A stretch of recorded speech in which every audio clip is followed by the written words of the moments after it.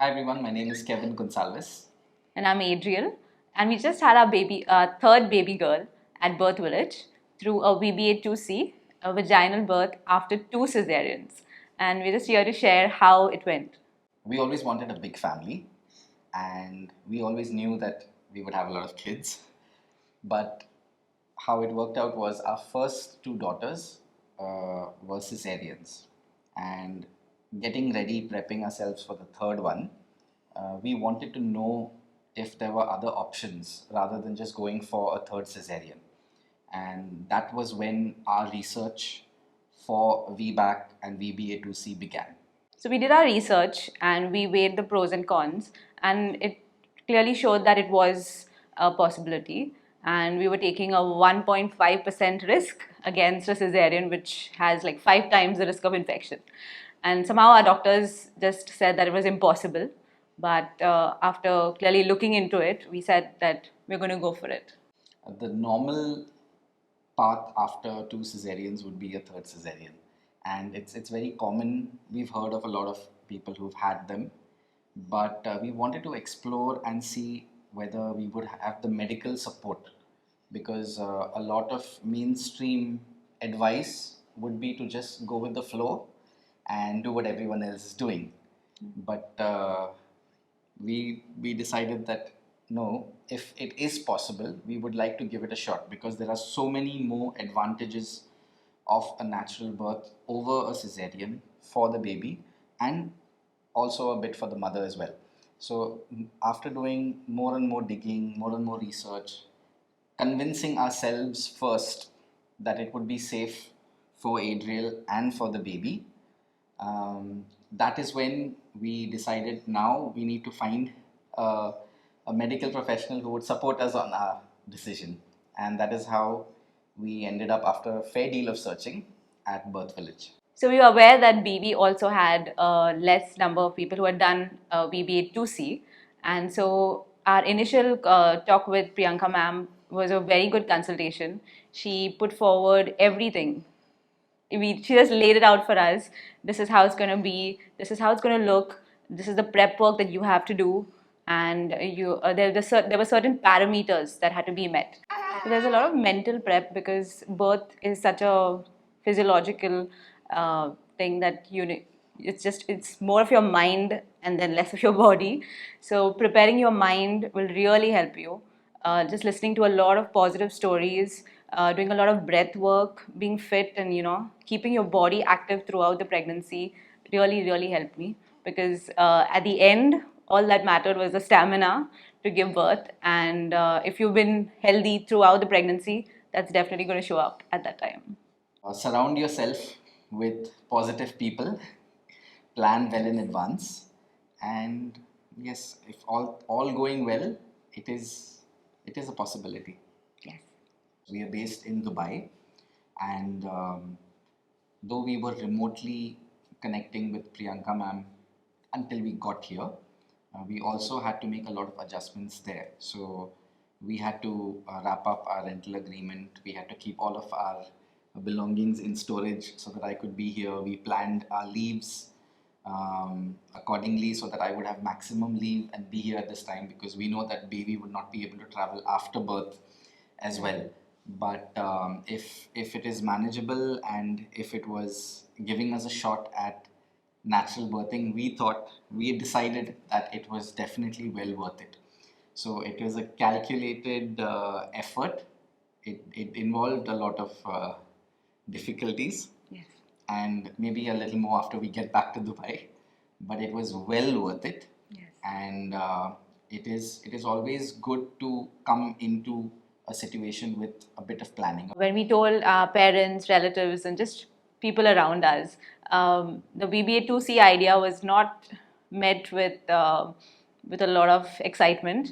There was a lot of concern, genuine concern. And as Priyanka ma'am said, that this VBA2C would be a very lonely path. So she had asked us to surround ourselves with only positive opinions, and if there's no positive opinions, then just keep talking to her. So this is for all of the partners, and your role in this process is very crucial. So planning again, planning especially when it comes to the job aspect. What we had done is the moment we knew that that we were planning for a third baby is the moment I stopped taking all the leaves from my work. So as of now, coming here, I have all of my annual leave intact, so I could utilize it for this purpose. But even then, if you are traveling from a city outside Cochin, even more so from a country outside India, it would need a little more than the annual leaves as well. So for that, Adriel will expound on that. It took a lot of courage for them because Adriel and the kids were alone for a month, an entire month in Cochin. We're homeschooling, so that continued. Our days were just normal, and we would start our studies in the morning, and then we had a lot of nature. We tried to focus on the positives in Kerala, and there's so much beauty in nature here. We had booked a nice, beautiful cottage, and we just said that for the kids, life goes on, and so they're going to just enjoy. They keep learning. We started new classes for them over here, so they were busy. They had their own thing going, and I was preparing for birth, so I was doing my Lamaze classes and all of that. And yeah, just with the accessibility, the language, we had a lot of barriers, but well worth it again. I had 200% support of my husband, and I just knew that all would be well with him around. So a lot of people were like, "You don't have your mother-in-law there, you don't have your mom here, and no aunties, no women around, and how you could stay in that place and for such an extended period of time." But I've, I mean, we've had two earlier births, and we know that. I mean, I know that I can totally count on Kevin. Our second baby was born through at the peak of COVID. I mean, there was no help that we could employ at that period of time, and so he was like hands on. He would start the day in the morning. Everyone was given a bath by him, and then he would massage the baby, and everything was taken care of. So I knew that, especially if you have your partner's support, that is all the difference that it makes. Also, at labor, your partner really makes a big difference because you just need to hear those words of affirmation. You need to know that you can do it. You need to know that you need someone just hydrating you, someone who's feeding you at all times, and that was absolutely done. And I'm just so grateful for that. How we progressed through labor on the D day. I woke up at 5 a.m. I just jumped out of bed because my water had broken. That was one experience I didn't get to have in the earlier two births. I just shouted at Kevin and I was like, get up, it's the day. And I started having contractions. Actually, it started in my sleep. I had two strong contractions and then my water broke. After that, I had started having quite quite frequent contractions. They were, I think, about 10 minutes apart. Kevin was timing them, and we just got everything ready. By 7:30, we were here at Birthvillage, and as soon as we came here, we started. The room was all set. There were dim lights. There were the essential oils.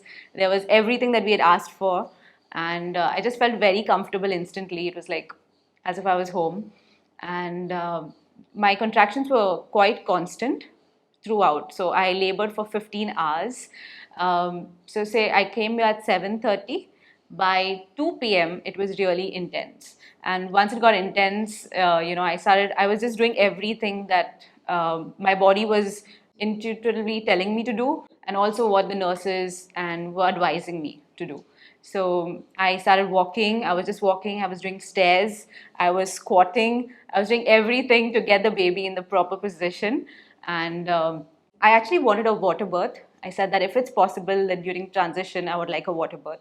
But we did try that. At 6 p.m., I went into the tub and I felt instant relief because I was in the active stage at that point, and the contractions stopped. They didn't stop, but they got much slower, and I had to. And it was there, but it was not strong enough for me to be able to push.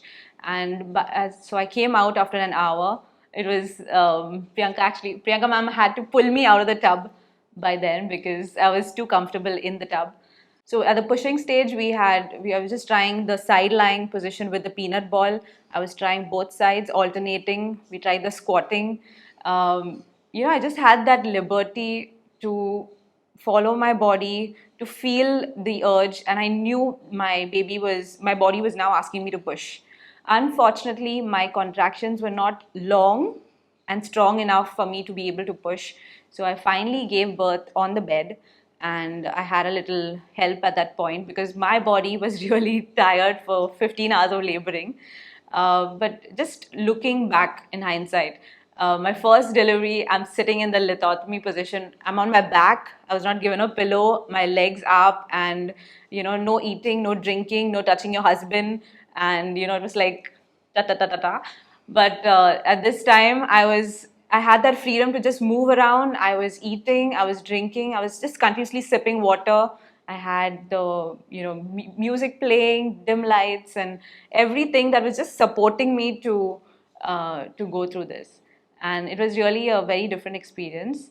And I'm just very grateful to the support team because everybody for the 15 hours, not one time was I left alone. There was one nurse who had a very hip no voice, and she would say like breathe and trust your body and do it, and you can do it. It all helped eventually. There was someone who would help me with the hip swaying because at that time what is working. And there was one position of hip swaying which really helped me. It would take the pain away, and the movement would help me, but I didn't have that energy to get going there. So she would actually hold my hips and get me pushing from here to there. So it all helped. It all was so different from my first birth, and it was a very redemptive birth because it was only there was only positive vibes, there was only positive words, only affirmations. There, you can do it, and everyone just waited patiently there. Also to note that because it was a high risk delivery, there was everything that was put as backup. There was blood arranged, also assured us because of what we were putting in line, that this was a safe place. I was in a safe place. I was taken care of, and also everything. If in case it didn't work out, then there was always a backup. And So here the lights were so dim that when the doctor was checking the baby's heart rate also, they were doing it with a torch. So I mean, to go to that level of inconvenience for the team just so the mother is at her most convenient place that she could possibly be is very, very commendable. Right from the start, Priyanka had assured us that throughout the process she would be monitoring, and if she felt that at any point it was getting unsafe for the mother or the baby, she would be vocal about it that yes, it is getting to a dangerous point, and she would like to consider an intervention and then discuss that point further. Having all the positives around having the flexibility to choose what is comfortable for Adriel rather than anyone else, and at the end, right up till the end, having all the possible backups in place, that really, really encouraged us and encouraged Adriel mainly to go all the way and say that no, we're not giving up, we are seeing this through. Yes. And of course, it is a case to case basis, but for us, we can gladly say that, by God's grace, it has worked out. And it's such a wonderful experience that we're taking back with us.